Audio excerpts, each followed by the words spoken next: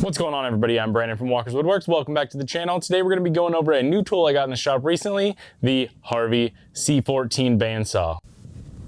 Disclaimer, they sent me this saw. I didn't buy it, just to get that out in the open, but I'm going to give you an honest review. Let's go.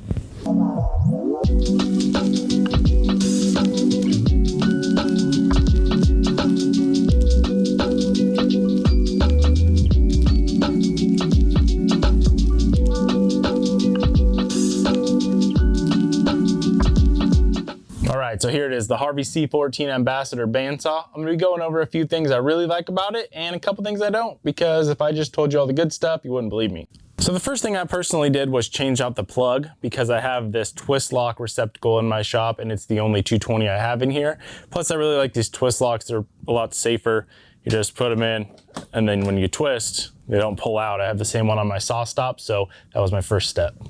I lied. The first step was taking it out of the box, but I didn't get any footage of that. It was actually all the way assembled, which was amazing because my last bandsaw I had to put together. It took about 2 hours. So having it all the way assembled was really nice. All I had to do was put the fence on and just set up the blade and stuff, and I was ready to go.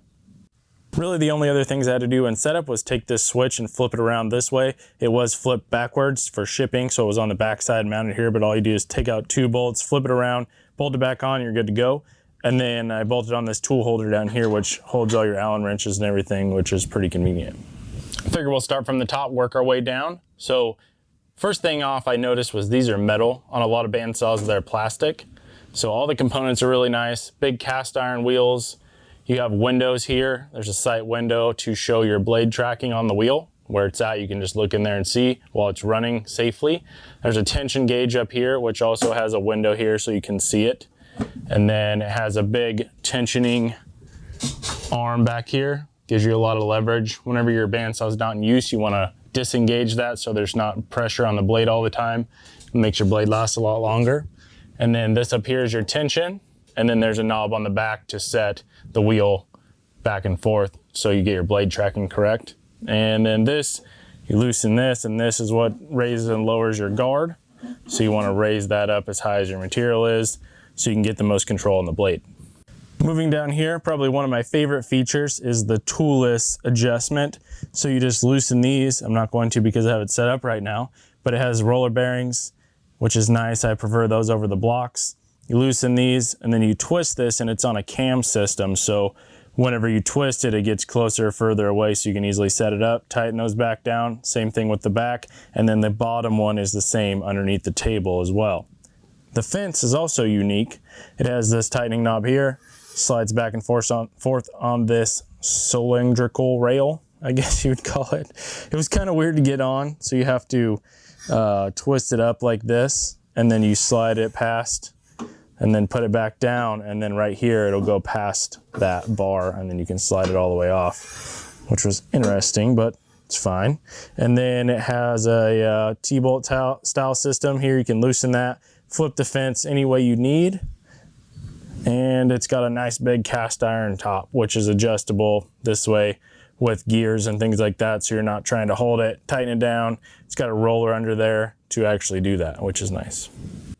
All right, moving down to the bottom, you got your dust collection here. This is the upper portion. There's a lower portion underneath the motor in the back where you can wire them together, which I still need to do. And then this is the door to the bottom with the, you can see the port down there actually, and that's gonna help keep this a lot cleaner than I have it. It does have a brush here on the wheel, which is nice to keep the rubber nice and clean. And then the thing I like the best about this is it has the foot brake. So you have, well, a lot harder to push than I thought. Push there, it's got the brake shoe here that stops the wheel. That's really nice. I enjoy that a lot. I didn't have that on my last bandsaw, so that's a big upgrade for me.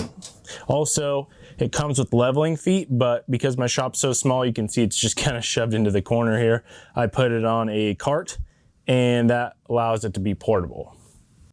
All right, looking at the back side here, you have a dampener on your table, 2 locking knobs, and then this is your adjustment to get your bevel going however you want. It's got a gauge here, as well as a little red pointer. You can zero that out, so you always know exactly where you are. Has a 3 horsepower motor, which is really nice because I haven't been able to slow it down at all yet.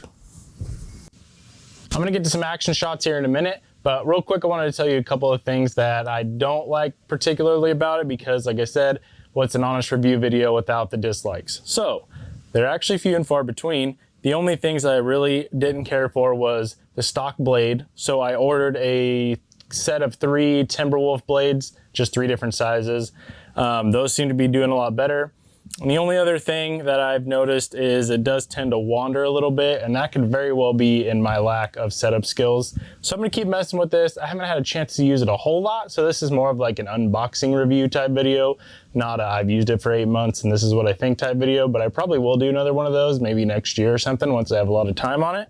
But it's actually built a lot better than my previous bandsaw, which I'm not gonna say what it was, but if you guys follow me, you know. And I can't wait to put this thing to use. So let's get to the action shots.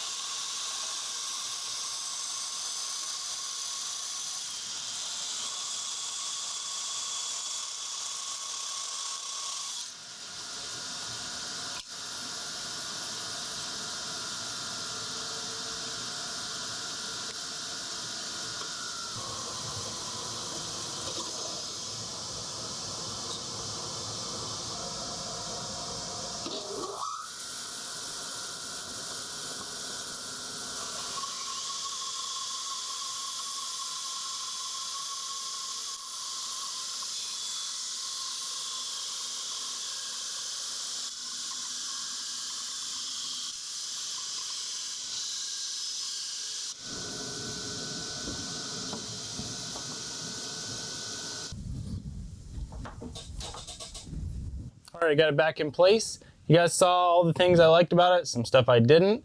Overall, I'm really happy with this bandsaw. I don't usually do review type videos, but this was actually pretty fun. You guys saw me resaw a few things. This piece of walnut actually didn't drift at all. So I did a little bit more setup on it than the first time when I tried and got some drift. So maybe I fixed it. I think I just didn't have enough blade tension was the problem. Plus, this is a different blade.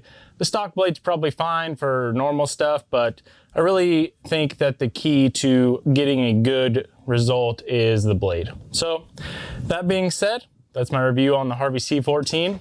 Hope you guys liked it. We'll see you on the next one.